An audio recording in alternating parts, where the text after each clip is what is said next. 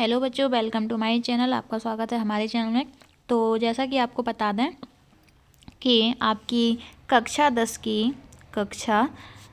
की विषय हिंदी चल रही है अभी। तो आपकी फर्स्ट इकाई है, आपकी एक इकाई है आज। तो इकाई का आपका फर्स्ट इकाई का सेकंड पार्ट करेंगे। फर्स्ट पार्ट आपका करवा दिया है, उसमें आपके बहुविकल्पीय प्रश्न, रिक्त स्थान और आपके सही जोड़ी बना दी है। तो उस पर एक वीडियो बना दिया है, आप जाकर यूट्यूब चैनल पर देख लें। और आज आपके सत्य असत्य और क्वेश्चन आंसर को सॉल्व करेंगे। तो बने रहिए हमारे साथ। और अगर अभी तक आपने हमारे चैनल को सब्सक्राइब ना किया हो तो सब्सक्राइब कर लें, ताकि हमारी सभी वीडियो आप तक पहुंचती रहें। और घंटी वाला बटन भी दबा लें, ताकि कोई भी नई वीडियो हो आप तक पहुंच जाए। तो चलिए आगे आपका चैप्टर को हल करते हैं। ओके,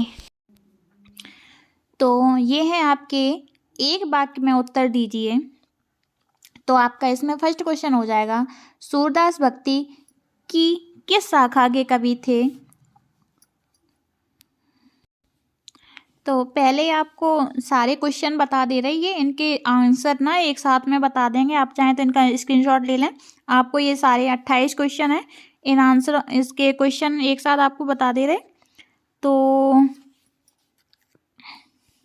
ये आपके स्क्रीनशॉट ले लें आप इसका। आपके 28 क्वेश्चन है इसमें, और इनके आंसर हम एक साथ बता देंगे आपको। ये हैं आपके क्वेश्चन,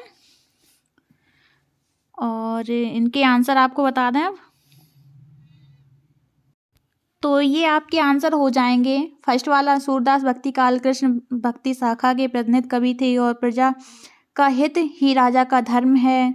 सूर सरावली के कवि का नाम महाकवि सूरदास है। ये पद सूरसागर के भ्रमर गीत से दिए गए हैं। गोपियों ने भ्रमर के बहाने उद्धव पर व्यंग बाण छोड़े हैं। यह अंश रामचरितमानस के बालकांड से लिया गया है। गोपी स्वामी तुलसीदास की मृत्यु काशी में हुई, और सीता स्वयंवर में राम लक्ष्मण गुरु विश्वामित्र के साथ आए थे। बाल को बोली बधो नहीं तो ही में अनुप्रास अलंकार है। और उंगली दिखाने से पहले कुम्हड़े का फूल मुरझा जाता है। कवि प्रसाद जी अपने सरल स्वभाव को दोष नहीं देना चाहते। मुरझाकर गिर नहीं पत्तियां निराशा का प्रतीक हैं। आत्मकष्य कविता के जीवन अर्थात एक अभाव पक्ष की अभिव्यक्ति हुई है। और उषा काल की अरुणिमा की तुलना की गई है। प्रसाद जी ने आलिंगन में आते आते जीवन का सुख भाग गया। बादल के हृदय में विद्युत बिजली छिपी है। विश्व के सकल जन गर्मी से व्याकुल हो रहे हैं। घेर घेर घेर गगन में अनुप्रास अलंकार है। बादल अज्ञात दिशा से आते हैं। तप्त धरा का सांकेतिक अर्थ सांसारिक दुखों से पीड़ित पृथ्वी है। यामिनी का शब्द अर्थ तारों भरी चांदनी रात है। ये आपके सारे आंसर दे रखे हैं। आपके पहले उसमें पूरे क्वेश्चन बता दिए, आप स्क्रीनशॉट ले लें इनका। और नेक्स्ट है, गिरजा कुमार माथुर रोमानी मिजाज एक कवि माने जाते हैं। माँ बेटी के जीवन में अर्थात का पाठ पढ़ाना चाहती है। पाठिका लड़की को कहा गया है। माँ पुत्री को संकेत और सजग रहने को कहती है। स्त्री के बंधन वस्त्र और आभूषण हैं। कवि ने बेटी के धुंधले आकाश की पीठिका कहा है। तो ये आपके 28 क्वेश्चन के एक शब्द वाक्य के 28 क्वेश्चन के आंसर हैं। आप इनका भी पूरा स्क्रीनशॉट ले लें। तो अब आपके बताएंगे हम सत्य असत्य। तो ये हैं आपकी सत्य असत्य। लिखिए, गोपियाँ कृष्ण द्वारा चुराए गए अपने मन को वापस मांग रही हैं। आपका हो जाएगा सत्य। क्या हो जाएगा? सत्य। और अच्छे लोग परिहित के लिए दौड़ चले आते हैं। सत्य। क्या हो जाएगा? सत्य। उद्धव का संदेश गोपियों को गुड़ की तरह मीठा लगा। असत्य। क्या हो जाएगा? असत्य। और योग संदेश सुनकर गोपियों की विरह अग्नि बढ़ रही है, तो आंसर है सत्य। और राजा का धर्म है कि प्रजा को ना सताए, आपका आंसर है सत्य।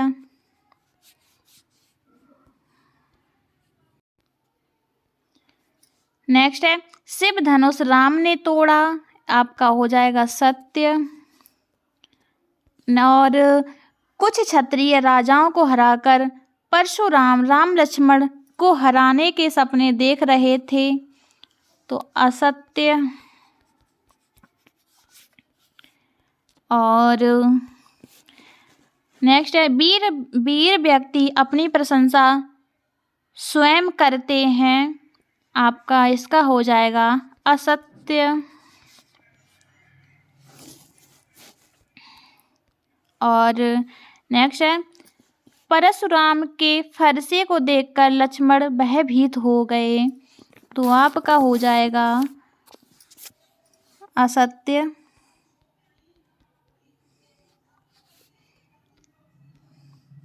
नेक्स्ट है जयशंकर प्रसाद का जन्म वाराणसी में हुआ, जयशंकर प्रसाद का जन्म वाराणसी में हुआ, सत्य।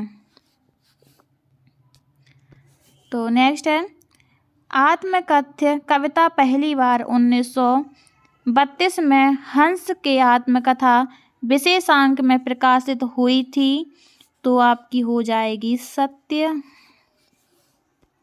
और जयशंकर प्रसाद मौन रहकर औरों की कथा सुनने के इच्छुक थे, तो हो जाएगी सत्य।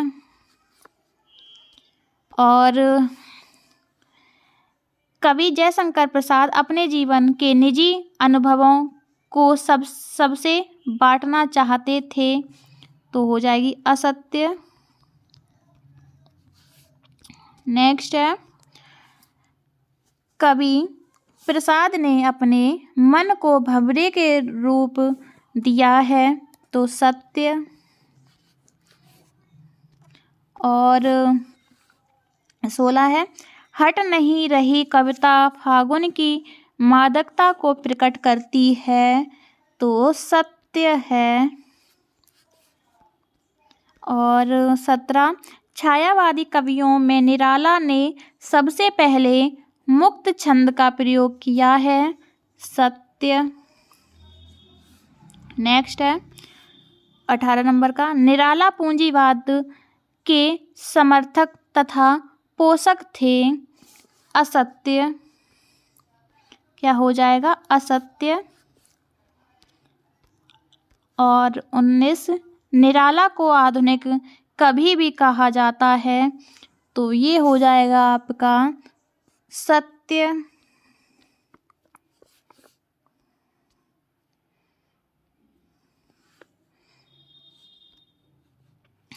तो नेक्स्ट है 20 नंबर का निराला प्रगतिवादी कवि हैं, सत्य।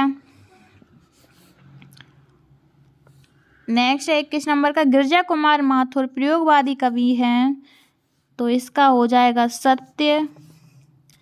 नेक्स्ट है 22 नंबर का लीला मुखारबिंद गिरजा कुमार माथुर का काव्य संग्रह है, असत्य। नेक्स्ट है जो ना मिला भूल उसे कर तू भविष्य वरण, तो ये आपका हो जाएगा असत्य। नेक्स्ट है गिरजा कुमार माथुर का जन्म दिल्ली में हुआ था, तो हो जाएगा असत्य। असत्य। तो नेक्स्ट है गिरजा कुमार माथुर की प्रारंभिक शिक्षा झांसी उत्तर प्रदेश में हुई, सत्य। नेक्स्ट है 26 नंबर का छाया मत छूना गिरजा कुमार माथुर की कविता है, इसका हो जाएगा सत्य। तो नेक्स्ट है 27 नंबर का, चांदनी